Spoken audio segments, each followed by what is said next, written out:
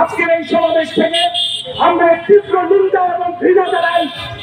আমরা ঘোষণা করছি আগামী ৭২ ঘন্টার মধ্যে এনসিপি এবং জুলাইয়ের মহানায়ক আসাদ আব্দুল্লাহ খুনিদেরকে ৭২ ঘন্টার মধ্যে গ্রেফতার করতে হবে অবশ্যই।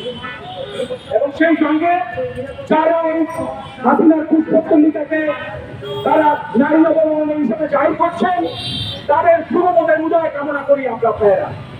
আমরা বলতে চাই, আমরা ইউনিট সরকারের কোনো শত্রু নই, তাদের অবশ্যই হাত শক্তিশালী হোক সেটা আমরা চাই। কারণ আপনার নিশ্চয়ই আমার সঙ্গে একমত হবে, এই জুলাই যদি ব্যর্থ হয়, এই ইউনিট সরকার যদি ব্যর্থ হয়, আপনারা আমরা এখানে যারা আছি, যেসব সাংবাদিক বন্ধুরা জীবনের ঝুঁকি নিয়ে জুলাইতে দায়িত্ব পালন করেছেন, আমরা যারা জুলাইতে বিক্ষুব্ধ কমিউনিটি সমাজে 2 তারিখে আমরা বাংলা মোটরে দাঁড়িয়েছি, যাদের নেতৃত্বে আমরা এই আন্দোলন করেছি, বৈষম্য বিরোধী ছাত্র জনতা, আক্রমণ তাদের শীর্ষ একজন সমন্বয় ছিলেন, শীর্ষ ছাত্রনায়ক ছিলেন।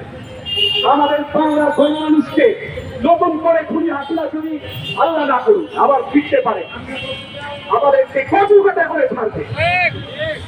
গতকালকে হাসিনা আব্দুল্লাহর উপরে হামলা হয়েছে, এর আগে আমাদের বিপ্লবী ছাত্র নেতা সার্জিস আলম এবং আসাদ আব্দুল্লাহকে দুদফায় মৃত্যু চেষ্টা করা হয়েছে।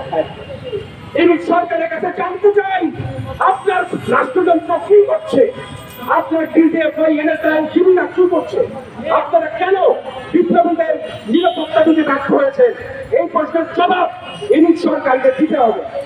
এই প্রশ্নের জবাব আমাদের একজন অতি হাস্যকর উপদেষ্টা আছে, যার নাম আসিফ নজরুল।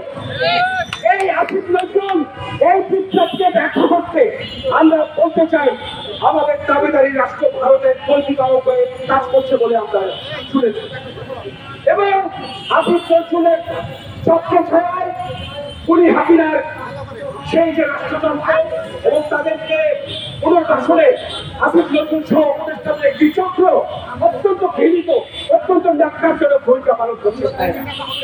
আমরা সতর্ক করে দিতে চাই, আরো যেসব দলটি বাহক উপদেষ্টা যারা চাকরিবাদকে নির্ধারিত করার জন্য গোপনে ষড়যন্ত্র করছেন, আমরা বলে শুনেছি, আপনাদের অবস্থানে স্পষ্ট করুন, আল্লাহ হয়ে খুনি হাসিনার মতো আপনাদেরকে গর্ব সাগরে নিক্ষেপ করবে জনগণ।